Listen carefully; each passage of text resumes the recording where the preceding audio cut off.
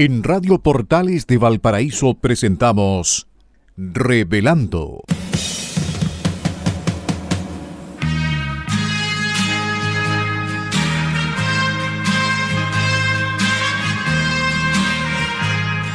Un programa donde se abordan temas de actualidad, contingencia y la agenda cultural de la zona. Entrevistas del ámbito nacional e internacional. Revelando es presentado y auspiciado por Asofar AG, Asociación de Oficiales de la Armada de Chile en Retiro, Asociación Gremial. Con ustedes, Revelando en Radio Portales de Valparaíso.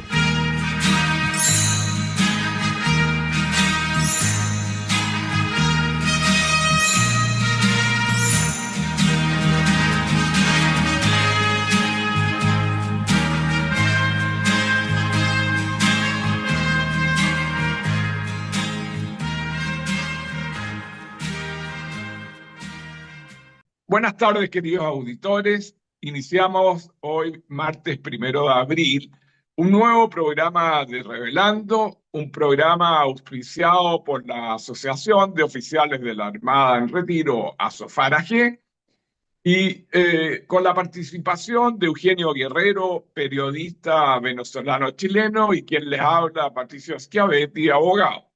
Lamentamos hoy día la ausencia de Pilar Soberao y vamos a partir este programa diciendo que las opiniones que vierta tanto Eugenio como quien les habla son de nuestra exclusiva responsabilidad y no representan necesariamente la opinión de Asofar ni de Radio Portales. Por supuesto que nos encontramos en nuestra casa que nos cobija casi por 9 años en este programa Revelando, radio que podemos situar en el 89.5 FM y 840 AM del dial, y bajo la colaboración del radio operador Gerardo Terán y de nuestro DJ Enzo Alvarado, periodista de Asofar. Y partamos con el programa, como siempre recordando, como lo hace Pilar habitualmente, a los damnificados del incendio de febrero del año pasado, que aún el gobierno no les soluciona sus problemas y no han podido acceder a una casa digna y justa. Así que como programa continuamos nosotros haciéndonos llegar nuestro afectuoso saludo, nuestro apoyo y esperando que finalmente el gobierno reaccione y tengan esta colaboración o esta solución de esta vivienda digna y justa. Como es habitual en el programa, hoy, 1 de abril, vamos a recordar que en el día de ayer se celebró un nuevo aniversario del Servicio Meteorológico de la Armada de Chile y la especialidad de meteorología, el cual cumplió el servicio 97 años. Hacemos llegar desde el programa a todos los especialistas, desde Arica a la Antártica, nuestro más cordial saludo y las felicitaciones por su loable misión que va en beneficio de toda la comunidad y de la institución.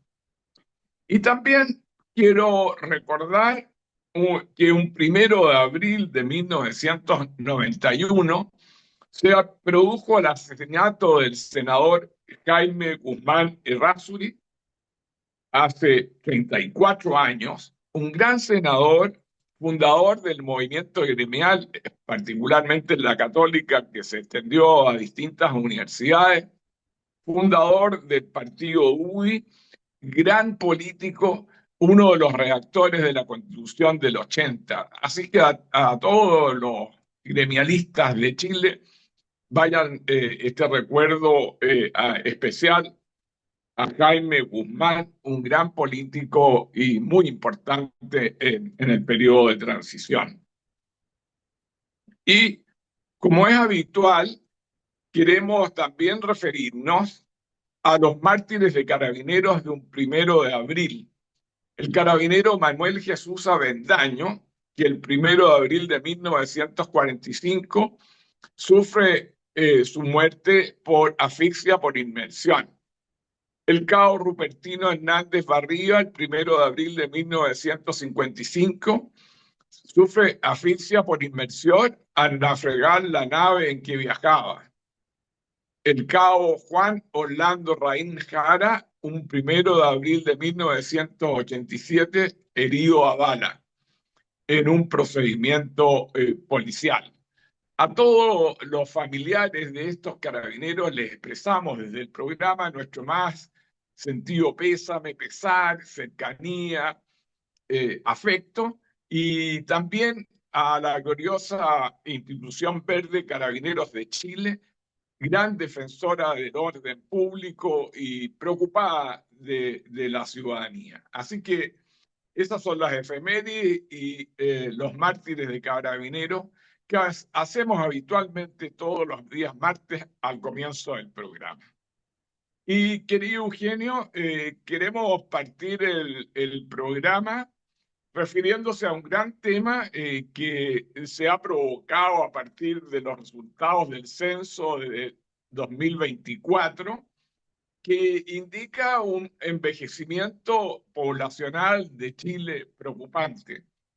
Hemos visto que el censo, que no ha terminado de concretarse, registra una población de Chile de 18.480.000 personas, donde 51% son mujeres y 48% son hombres. Lo que más preocupa es el acelerado envejecimiento de la población. Y en esto quería detenerme porque dice que el porcentaje de personas de 65 años o más alcanzó un 14% en el censo del 2024. 32 años antes, en 1992, era de un 6,6%. Entonces hemos visto que ha subido de un 66,6% en 1992 a un 14% en el censo último. Igualmente, el porcentaje de personas con 14 o menos años pasó de 29,4% en 1992 a 17,7% en 2024, lo que está indicando un problema de natalidad grave en Chile. En 2024, por cada 100 personas de 14 años o menos, hay 79 personas de 65 años o más. En 1992 esta cifra era 22%, lo que está indicando, como he reiterado, este problema de envejecimiento que se ilustran en las regiones con el mayor índice son Valparaíso, un 98,6%, Ñuble, un 97,6%, y las regiones con menos valores son Tarapacá, un 43,9%, y Antofagasta, un 49,3%. Lo que está indicando, por un lado, la baja natalidad, las parejas jóvenes no están teniendo hijos y un gran porcentaje de envejecimiento de la población, que va a determinar que en 50 años, al decir de un especialista español que se entrevista, que Chile, en estos 50 años, no van a haber chilenos, sino que van a haber más inmigrantes. Así que, por un lado, hay un problema de natalidad, un envejecimiento de la población y una falta de concurrencia de chilenos. Eugenio, ¿qué te parece el grave problema que estamos teniendo los chilenos en esto de la natalidad y el envejecimiento? Bueno, a mí me parece que lo que hace, la realidad de Chile con respecto a la tasa de natalidad, al parecer es un paradigma.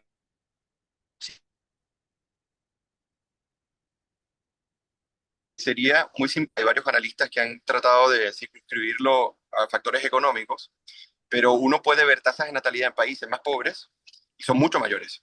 Fíjate que, por ejemplo, según el reporte, Chile tiene 1,16 de fecundidad en mujeres versus el promedio de la región, que es 2,23, disculpa. Eso te refleja que la tendencia en Chile asumiendo que es el país más próspero de la región, por eso te decía, circunscribirlo a un tema económico sería simplista, sigue siendo bastante bajo. Y como tú decías muy bien, la tasa de las personas de 65 años o más subió a 14.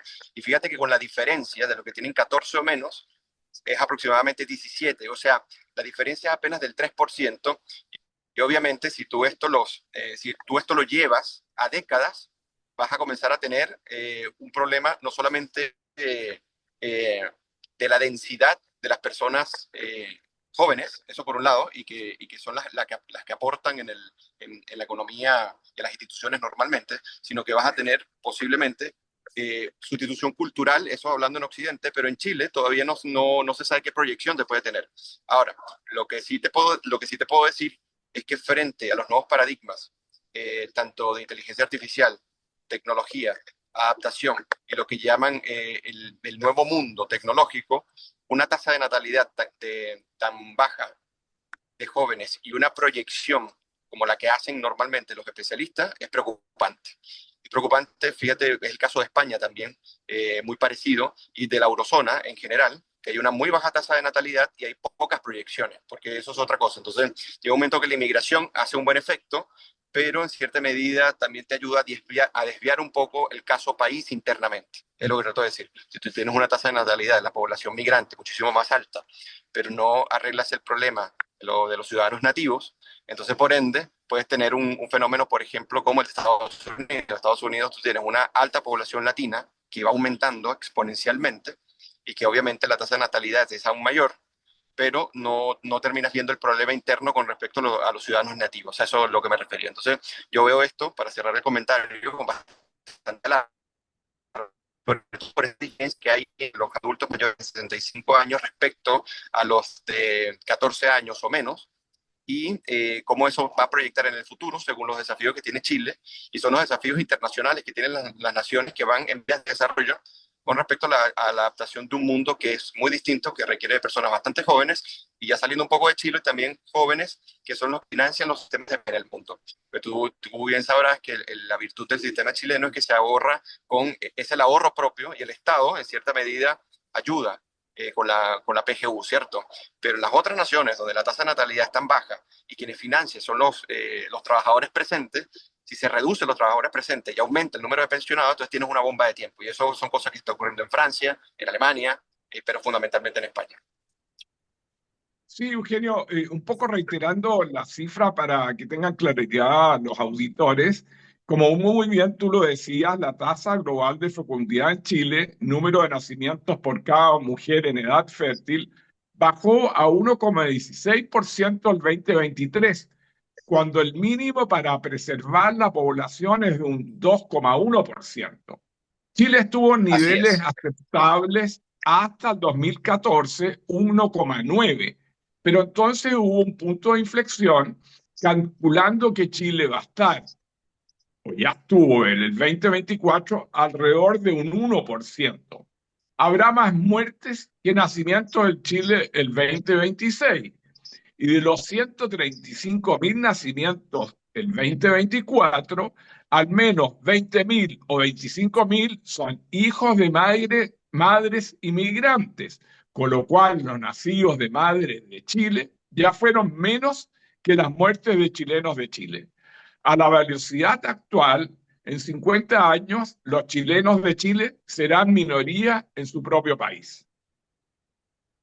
Así es. Bueno, yo no sé si tú has visto el fenómeno islámico en Europa, eh, que lo que se proyecta es que más o menos para entre 40 y 50 años, más del 50% de la población va a ser, o sea, va a provenir del Medio Oriente, por ejemplo, o de países que están más cerca hacia eh, países africanos por un lado, y por otro lado países que vienen del Medio Oriente, sobre todo de culturas islámicas, ¿ya?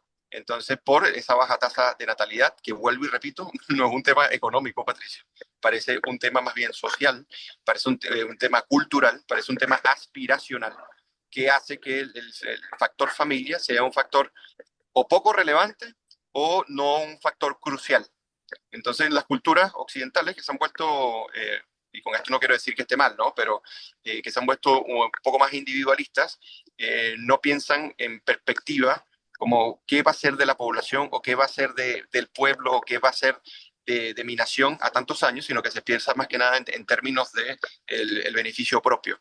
Y cuando no se asumen como desafíos en términos agregados, entonces tenemos un problema, ¿no? Entonces, claro, esa es la gran paradoja. Disfrutamos de una enorme libertad, lo cual es muy bueno, de culturas que entonces respetan que el destino de vida, lo decían los individuos, pero por otro lado nos enfrentamos a las enormes paradojas de un... Sí, Eugenio, y si lo quisiéramos bajar a la realidad concreta, yo soy una persona de 73 años, así que eh, veo la realidad en mis hijos, digamos, cuántos hijos tienen mis hijos.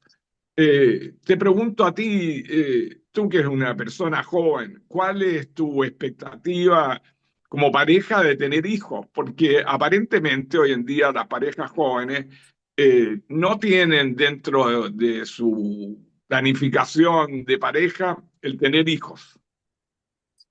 Sí, o sea, yo quiero tener por lo menos unos tres. Eh, o sea, yo sí tengo como esa proyección, que por cierto es bien individual, pero también de preocupación. Entonces, obviamente está como el sueño propio de ser padre y de mi esposa de ser madre. Pero por otro lado también está la preocupación como agregada, ¿no? De la población. ¿Qué va a pasar? Porque acuérdate que cada persona que nace y que es influida por un entorno cultural trae consigo unos ciertos valores y unos ciertos principios que te permite decir, bueno, esta es una civilización que tiene estas características y la típica civilización occidental es sumamente importante que tenga niveles de proyección de crecimiento frente a sus alternativas. Porque el problema es que las alternativas a la civilización occidental son alternativas no democráticas y son alternativas totalitarias y colectivistas. Entonces, en este caso, yo lo pienso no solamente en términos propios de mi individualidad y el manejo de mi libertad, sino también en términos de, bueno, a la sociedad en la que estamos contribuyendo. Yo me imagino que también es tu caso. Ya tú, bueno, tienes hijos grandes, pero yo me imagino que tú también lo ves así. O sea, lo ves como un beneficio no solamente para ti propio, sino un beneficio mismo para la sociedad y tu país. Sí, quería entroncar y salirme un poco de la pauta y pusiéramos, ojalá que tuvieras visto la miniserie Adolescencia, Adolescence. no sé si la viste. La vi, sí, es impresionante. Sí, entonces entronca el tema que estamos tocando con esa miniserie en que se ve la realidad de los colegios y se ve la realidad de la casa.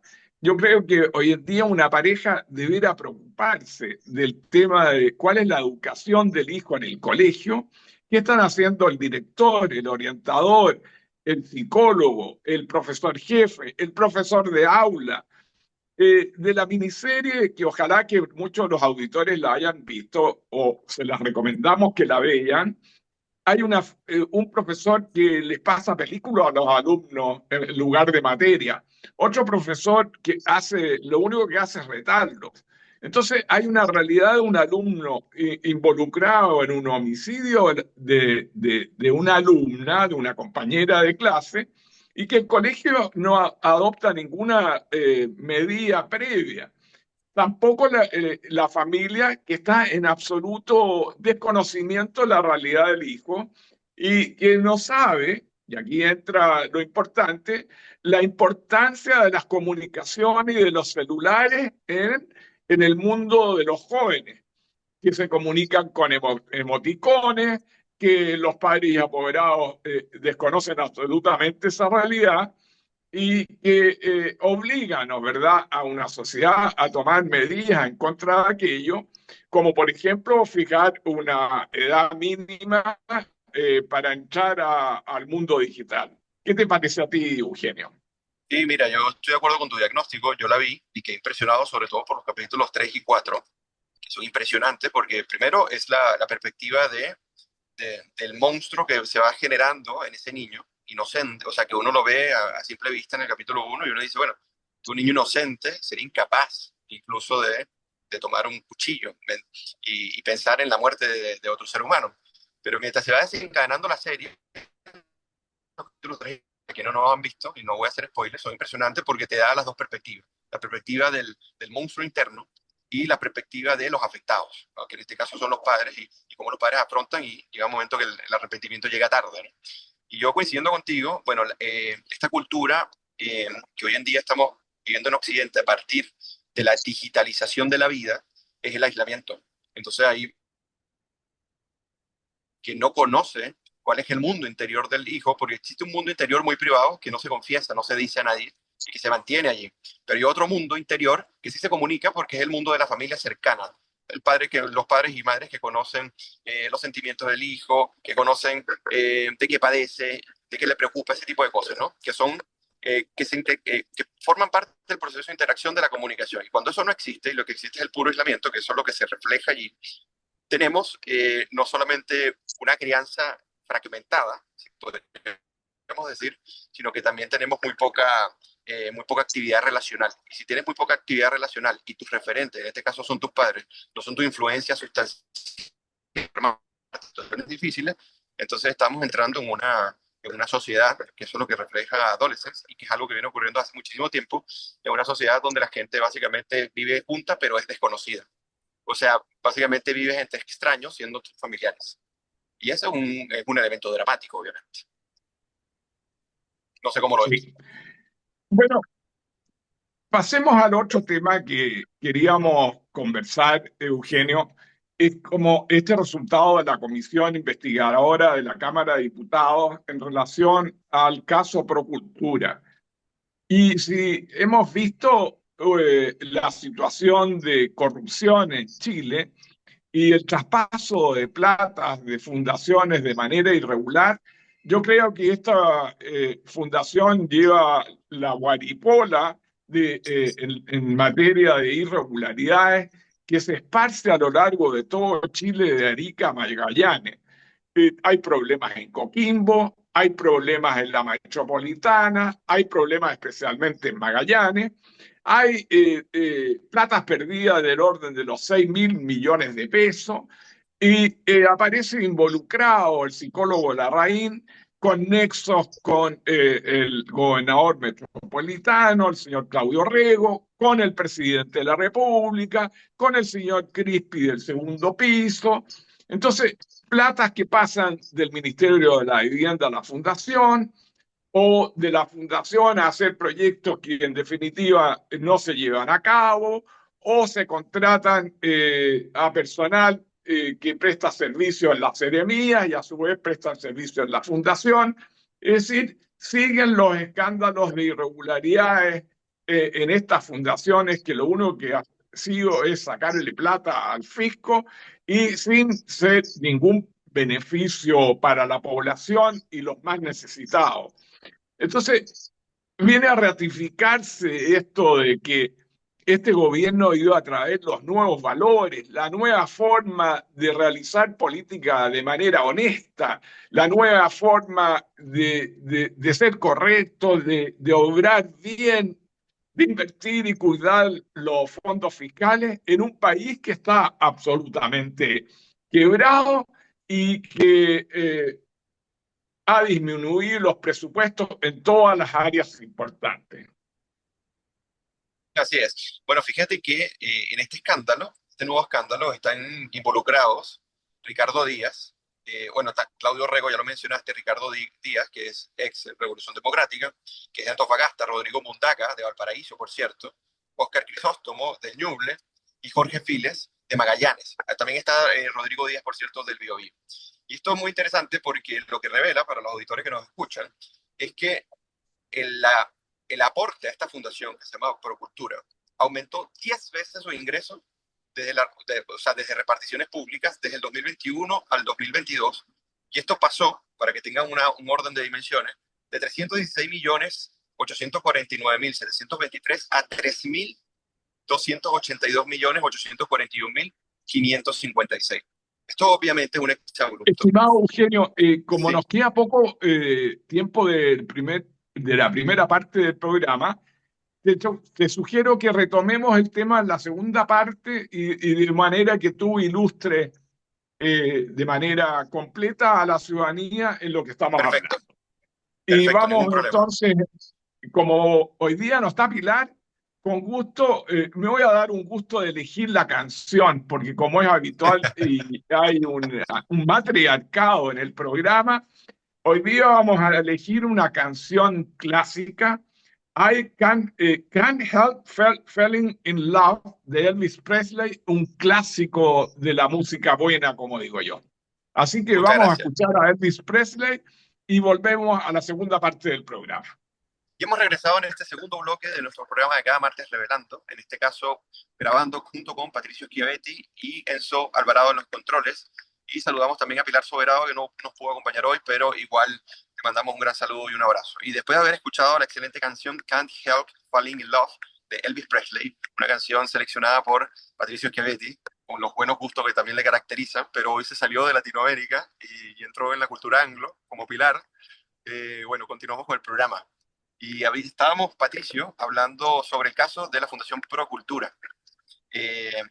Y bueno, la impronta que tiene esto, porque lo que hace es revelar un poco que el tema fundación es un tema que apenas se está destapando, que representa posible, o sea, en este caso también un desfalco al fisco, pero también lo llamativo de lo que está ocurriendo con este caso es cómo aumentan sus ingresos y cómo se multiplican por 10 en un plazo del 2021 al 2022. Estamos hablando en el caso con el presente gobierno. Entonces hay una vinculación allí que a mí me cuesta creer que sea simple casualidad. Y que además quienes están involucrados están, por ejemplo, la desclasificación de los antecedentes, por ejemplo, ha generado preocupación en el sector del oficialismo, dado que la indagatoria involucraría, por ejemplo, al asesor de la presidencia, Miguel Crispi, y a otros 6 gobernadores, entre los que está Claudio Rego, Ricardo Díaz, Rodrigo Mundaca, Rodrigo Díaz y se me pasa uno, que es Ricardo Díaz. Lo que pasa es que hay 2 Díaz. Entonces, y Andrea Mesías, que es la gobernadora de Aysén, también. Exactamente, cierto. Y este caso, como yo les comentaba, aumentan los ingresos por 10. Y se destapa este caso que estaba en reserva por uno de los fiscales, y que puede generar una debacle en el propio oficialismo, porque esto estaría representando una extensión mucho más profunda de lo que es el caso Fundaciones, y que representaría, y esto sí se me permite decir, una especie de casta política que se ha configurado en el Estado para desfalcar los ingresos que reciben, en este caso el Estado, a través de los impuestos, o sea, los ingresos de los chilenos, para ellos poder beneficiar directamente no solamente a sus toldas políticas, sino también a sus propios programas, y no necesariamente a lo que se abocan estas fundaciones, y que lo están haciendo sin ningún desparpajo. Entonces, lo cual es bastante llamativo. Otra cosa, por ejemplo, un contrato por un monto de 1.683.788 millones, revisado por la resolución número 52 de la Subsecretaría del Desarrollo Regional y Administrativo, con fecha de 11 de junio del 2022. Y fuentes que conocen la indagatoria señalan que Miguel Crispi podría ser citado como imputado en la causa que lleva el fiscal Cooper. Y lo otro, de los fondos que el GORE Metropolitano transfirió a Procultura, para Quédate, la fundación solo rindió 600 millones. En 2024, el GORE debió presentar una demanda civil y una querella criminal para intentar recuperar más de 1.000 millones del proyecto. También demandas contra las aseguradoras, ya que no se pagaron las boletas de garantía. Esto, entre muchas cosas, Patricio, yo solamente lo hago para ilustrar porque el caso es bien largo y bien delicado, pero lo que trato de decir es que aquí estamos frente a un posible desfalco del fisco, como una extensión del caso Fundaciones, de una casta política que, como tú bien decías en tu intervención anterior, supuestamente llegó a cambiar la moral política y el hábitus en contra de la corrupción, y lo que está representando es su consolidación, profundización, pero además cinismo, porque no terminan aceptando la implicancia que tienen estos casos, no solamente en su imagen política, sino en el daño que hacen en las instituciones del país. Eugenio, sí, yo creo que aquí hay una asociación ilícita, una organización organizada para estafar y cometer fraude al fisco y robarse las platas del fisco en beneficio de los propios partidos. Y no sé, no me voy a atrever a decir que sea beneficio personal, pero aquí las platas se están perdiendo. Los beneficiados, que son la población, además escasos recursos, no le están llegando a estos programas y las platas se pierden en el camino. Así que lo menos que tenemos en esto, y que va a haber que investigar seriamente por el Ministerio Público, ya sea en Iquique, ya sea en Aysén, ya sea en Magallanes, ya sea en la metropolitana, que aquí hay una asociación ilícita para defraudar y estafar y realmente robarse las platas del fisco y de los contribuyentes que van en beneficio de todos los chilenos. Sí, y bueno, veremos qué es lo que se cierra con el caso, pero cuando tú lees los casos específicos, o sea, de los proyectos que se asignan, por ejemplo, te voy a dar uno como para cerrar el tema. La Contraloría abrió un juicio por cuentas contra el gobernador socialista por Ñuble por la asignación directa de 268.000, 268 millones 100 mil a Procultura en 2022 para el programa Transferencia, Fortalecimiento de la Integración con Argentina, el Encuentro Binacional Ñuble. Y resulta que el juicio da cuenta de que podría derivar en la obligación a restituir los fondos, Patricia. El órgano contralor acusó a Óscar Crisóstomo de omisión negligente a no supervigilar las rendiciones del proyecto. Y en octubre, Cooper, que en este caso el fiscal, lo citó a declarar como imputado e hizo uso uso de su derecho a guardar silencio. Entonces, esto es lo que vienen reflejando los medios, y no solamente estamos hablando de desfalco, asociación ilícita posible, como tú bien lo mencionas, sino también de despilfarro propiamente dicho. O sea, ni siquiera un monitoreo de las rendiciones y posible restitución de fondos se tengan que realizar, porque tampoco hay justificación de que el gasto se haya realizado, y no se sabe si realmente los proveedores a los que estaban contratando para poder realizar los proyectos, que en cierta medida tampoco se aplicaron, realmente existen. Es terrible. Sí, así es. Pero por suerte, Eugenio, y vamos a relacionar esto con el próximo tema, que es la encuesta de Pulso Ciudadano, eh, hay signos de esperanza para el país. No sé si para ti, Eugenio, pero para mí sí.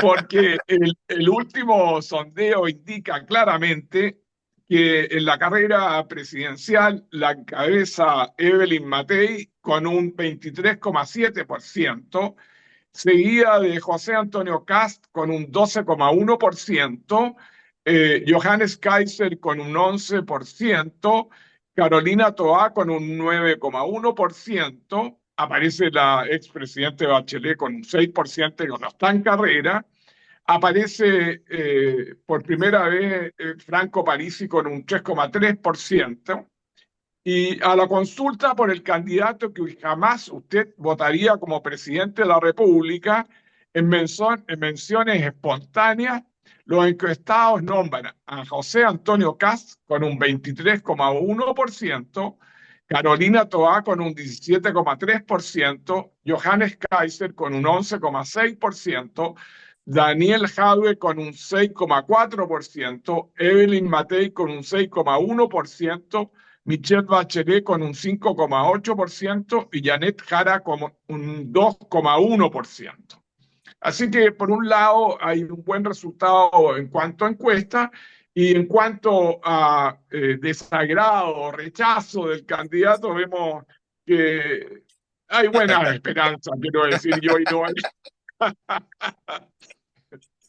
Ya, no ya te empezó. vayas, no vayas a chocar en el camino, Eugenio, así que... Sí, no, mira, sí, yo leí la encuesta, me pareció bien interesante porque, bueno, hay una guerra de encuestas en este momento, pero obviamente las más prestigiosas, que en este caso son CADEM, Pulso Ciudadano, falta todavía que salga Criteria Research, que es otra que es muy, muy buena, pero no dudo que tenga las mismas proporciones, ¿ya? Que en este caso Evelyn Matei sea la banderada, que más, o sea, que encabeza por mucho, pues en este caso duplica casi a José Antonio Kast y a Johannes Kaiser, pero fíjate que hay una preocupación porque Toa viene subiendo mucho, si más no me equivoco, sube 7 puntos, y viene subiendo en todas las encuestas, pero no es tan preocupante en el sentido de la distancia que marca respecto a la derecha, y que además, si uno lo ve en perspectiva, son 3 candidatos de derecha los que aglutinan en sí mismo la mayor parte de ese 44% que se decanta por algo. O sea, la mayoría que se decanta por algo, o que tiene visto realmente votar por algún candidato, eso por un lado. Y por otro lado, si bien, bueno, como los auditores saben, yo me decanto por José Antonio Kast, y por eso Patricio bromea y me tira la talla con su felicidad. Yo igual, el que salga en la primera vuelta de abanderados de derecha, uno lo apoyaría. Pero obviamente para mí Evelyn Matei, si bien tiene un buen programa, yo no voy a decir que no tiene un buen programa, todavía me genera dudas con respecto a la seguridad.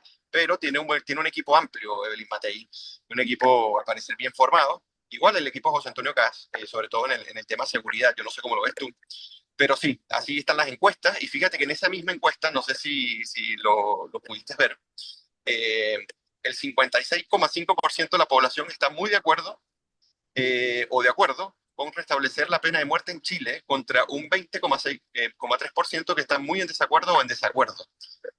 Bastantes datos interesantes tiene la encuesta, no solamente en el tema presidencial, porque es un tema también con respecto al progreso, al pesimismo de los chilenos con respecto al futuro del país, entre otros. Pero quería preguntarte eso, ¿qué opinas tú? Porque hay varias personas que están clamando por rehabilitar la pena de muerte. Aprovechando hablando de la encuesta, y quería saber qué te parece a Mira, ti esto. yo estoy con mi candidata, digamos, y que lo señaló claramente que había que restablecer la pena de muerte, y eso lo recoge la ciudadanía, que en un 56,5%, como muy bien lo dijiste tú, están de acuerdo con restablecer la pena de muerte. Un 17,1% está ni de acuerdo ni en desacuerdo, y un 26,3% está muy en desacuerdo. Yo creo que eh, una de las maneras de poner freno, ¿no es verdad?, o fin a la delincuencia o disminuir la delincuencia y el narcotráfico es restablecer la pena de muerte, la cual frenaba a los delincuentes a cometer delitos. Y por el otro lado hay que hacer una modificación en la ley de responsabilidad juvenil. Yo creo que hoy en día, al ver tú todos los homicidios, los asaltos, los portonazos, la participación de menores en estos delitos, yo creo que la responsabilidad penal juvenil debe bajar a los 12 años. Por otro lado, Ok, quería comentar contigo, Eugenio, que los principales problemas del país en esta encuesta dicen: la delincuencia, de lo que estamos hablando. Un 50% dice los ciudadanos que su principal inquietud es la delincuencia. Después la inmigración, que es un factor que influye en la delincuencia, los malos inmigrantes, 25,4%. La corrupción, lo que estábamos hablando a propósito de las fundaciones, 24,5%. El narcotráfico, 21,7%, y la seguridad pública un 21,4%. Esos son los temas que preocupan al país y de los cuales nosotros hemos dado respuesta, esperamos en el programa al tratar estos temas relativos, ¿no es verdad?, a la Fundación Procultura. En cuanto a la situación de extranjeros, un 54,2% de la población está muy de acuerdo con que los extranjeros deben tener residencia definitiva en Chile para poder votar en las elecciones. Y en cuanto a la aprobación presidencial, Gabriel Boric obtiene una aprobación de un 25,3%, 5,5 puntos menos con relación a la aprobación de febrero del 2025, que era de un 30,8%, y una desaprobación de un 62%, 51 puntos más con relación a la desaprobación de febrero del 2025, que era de un 57,6%. Eso es la realidad de lo que está pasando con esta encuesta Pulso Ciudadano. Y me quería referir cuál sería la realidad en una segunda vuelta. ok. Déjame, sí, voy al dato. Claro, para la segunda vuelta presidencial, acá está. Eventuales segundas vueltas, los Sí, escenarios de la segunda vuelta. Si la, sí, en todas las alternativas, Eugenio, queridos auditores, gana Evelyn Matei. sí. La alternativa contra Kast, Evelyn Matei gana un 44-34. Evelyn Matei contra Janet Jara, un 60-20%. Evelyn Matei contra Kaiser, un 47-27. Evelyn Matei contra Gonzalo Vinter, un 59 y un 20%. Y Evelyn Matei contra Carolina Toá, un 58 y un 26%. Así Y que fíjate, en todas las alternativas de segunda vuelta sale triunfadora al decir de la encuesta Evelyn Matei. Ya, sí, no, estoy de acuerdo contigo. Ahora, incluso, fíjate que el más competitivo de la derecha en este momento, que sería José Antonio Caz, en el escenario de segunda vuelta, como bien dijiste, sería un 44 versus un 34, o sea, Evelyn Matei versus 34%, y fíjate que sigue siendo el más competitivo de todos, porque incluso cuando se coloca contra todos los de izquierda, o sea, la paliza es enorme, ¿ok? Entonces, otra cosa que te quería comentar, que esto es respecto a la candidatura de Evelyn Matei. Si tú ves el cuadro, fíjate que es la única de las abanderadas que viene bajando junto con Michelle Bachelet su apoyo con respecto a las pensiones para candidatas. Entonces, por ejemplo, ella tenía para diciembre del 2024 un 29,2% de apoyo, y fíjate que se ha desplomado hasta el 23,7%.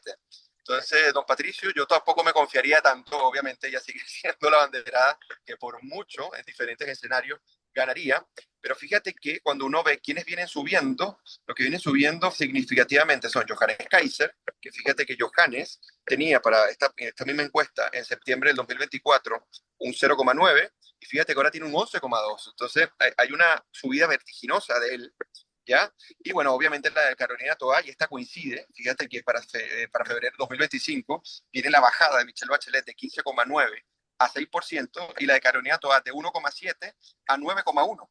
Y esto se da obviamente porque Michelle Bachelet se baja, se sube ella, y básicamente hay una traslación del apoyo, más o menos tímida. Entonces es una candidatura que en este caso, empatizando con tu causa, obviamente hay que cuidar, porque si tú ves el gráfico, refleja, o sea, bajar 9 puntos igual no es menor, 7 puntos, disculpa, casi 7 puntos no es menor en un periodo tan poco, y teniendo las alzas, en este caso de Carolina Toá, y sobre todo en el sector de la derecha de Johannes Kaiser. No sé qué piensas tú. Sí, pero mira, la candidata va a salir adelante con su programa, va a nombrar al generalísimo y va a recuperar el espacio perdido. Yo creo que la derecha ha cometido muchos errores, como por ejemplo en el nombramiento de la presidencia del Senado, que fue una vergüenza la actuación del senador Osandón, no Impresionante. haber permitido la elección a la presidencia del senador Cast. Esos son luchas personales de Osandón, que siempre es el díscolo, el que no apoyó en el pasado al presidente Piñera, que no se abstuvo de la acusación constitucional del presidente Piñera, etcétera, etcétera. Así que esos actos indudablemente que afectan a la derecha. Ahora vamos a ver qué es lo que pasa en la elección de la mesa de la Cámara de Diputados, que finalmente espero que se pongan de acuerdo entre la UDI y Renovación Nacional, quien asuma la testera de la Cámara, la presidencia de la Cámara, y ojalá que sea el candidato que logre más acuerdo transversal de otros partidos, de manera a finalmente lograr la Cámara. Pero Eugenio, como tenemos poco tiempo, yo quiero referirme al nuevo Ministerio de Seguridad Pública, y realmente ya empezaron guateando, como se dice en buen chileno, y es Claro. una expresión que tú bien conoces, porque fíjate que en la región de Valparaíso, la Seremi de Derechos Humanos, Paula Gutiérrez, no sé, sabrá mucho de derechos humanos, la pasan a la Seremía de Seguridad Pública. ¡Qué experticia! ¿Qué experiencia tiene Paula Gutiérrez de Derecho Humano para pasar a asumir un área tan sensible como el combate a la delincuencia y el narcotráfico? La subsecretaria en el ministerio, el nuevo ministerio, es Carolina Leitao, que era alcaldesa. ¿Qué experiencia tiene en el área del combate a la delincuencia y el narcotráfico para que suma ese puesto? Es decir, si se van a estar repartiendo los puestos, si van una vez más va a haber una danza, una fila de adherentes para repartir los puestos, me parece increíble. Como lo que ha sucedido en esta danza y trasvasije de ex funcionarios de la alcaldía de Irací Hasler, que muchos comunistas han sido contratados en la subsecretaría de las Fuerzas Armadas. Entonces, esta danza de empleados públicos, que lo único que hacen es disminuir el erario fiscal y que producen la disminución del presupuesto en salud, en educación, en Fuerzas Armadas, en policía, en investigaciones, carabineros, ya está bueno, ya, paren. Si los funcionarios públicos no pueden seguir aumentando, se va a caer el edificio de los funcionarios públicos. No pueden seguir en esa línea porque ya no va para más el país endeudado internacionalmente e internamente. Sí es, pero yo estoy muy de acuerdo contigo. Y además porque es una paradoja crear un ministerio de seguridad cuando tú tienes un ministerio del interior, que es el que debería fungir, porque a veces se piensa que es porque es la falta de ministerio, y además que nosotros tenemos, contando todos los empleados públicos, un poco más de la cantidad de empleos que hay, que son empleados públicos, cuando tú ves la remuneración versus el sector privado, están mucho mejor remunerados, pero tú ves la calidad de servicio que integran, es espantoso, porque no solamente es que hay despilfarro, sino que la mayoría de los programas ni siquiera cumplen, los programas clavos, a esto me refiero, ni siquiera cumplen con los objetivos que se proponen. Entonces, cuando uno ve, por ejemplo, lo que tú comentabas, ¿qué perfil puede tener un especialista de derechos humanos con respecto a un ministerio que restrinja, obviamente, todo esto dentro de la ley, porque cada funcionario y cada agrupación encargada de combatir la delincuencia actúa dentro de la ley, actúa dentro de los protocolos, como sabemos, como lo tiene Carabineros, como lo tiene la PDI, como lo tiene el Ejército. Entonces, llega un momento que comienzan a distorsionar, porque esto es la politización básicamente. O sea, si tú me preguntas a mí las razones, y aquí especulando, a mí me parece, Patricio, que es politizar un poco el cómo del actuar de de las fuerzas de seguridad pública en torno a la crisis de delincuencia y de seguridad, y en este caso porque también quieren hacerse cargo del acceso ilegal de inmigrantes por la frontera.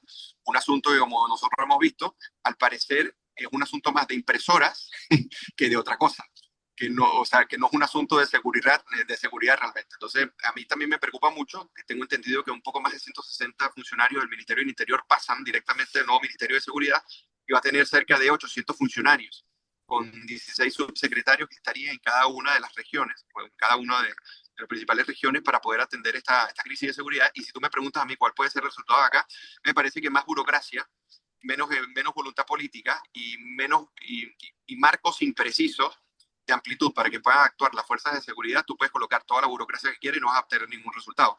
Me parece que esto es un saludo a la bandera, esto es humo puro y duro, porque el problema realmente es otro. El problema no es la falta de un ministerio.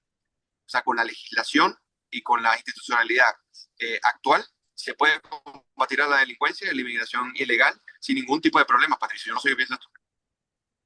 Sí, queda muy poco del programa, nos quedan 2 minutos, y entender los auditores que aquí no hay un problema de infraestructura, de cuerpos, de ministerios, y aquí falta voluntad política, decisión, protección en el trabajo de Carabineros e investigaciones, apoyo al Ministerio Público en las investigaciones, apoyo a las Fuerzas Armadas que están desplegadas en la Araucanía, de manera que no sean juzgados injustamente. Ese es el centro del problema para combatir la delincuencia y el narcotráfico, y no hacer más organizaciones ni ministerios de pura burocracia, que, como bien tú lo señalas, es humo y es una manera de dar nuevos puestos a toda esta lacra de gente perteneciente al Frente Amplio del Partido Comunista, que no le ha trabajado un peso a nadie en ningún momento, y que el país requiere, ¿no es verdad?, de seriedad y de voluntad política. Yo creo que hemos terminado el programa, Eugenio, y nos encontramos el próximo 8 de abril, si Dios quiere, y con el equipo completo, con Pilar, para llevar adelante una vez más el programa. Un buen viaje a Valparaíso, Eugenio, que te resulte todo muy bien de acuerdo a tu planificación, y nos estamos viendo, si Dios quiere, el próximo martes. Muchas gracias, Patricio. Amén. Y nos vemos el próximo martes. Un gran abrazo.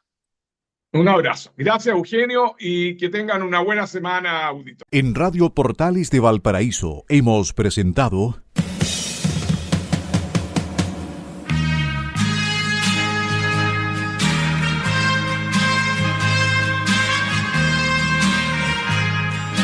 Revelando, un programa donde se abordan temas de actualidad, contingencia, entrevistas del ámbito nacional e internacional.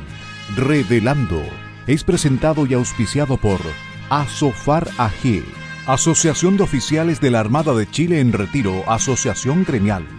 Sintonícenos en un próximo programa. Buenas tardes.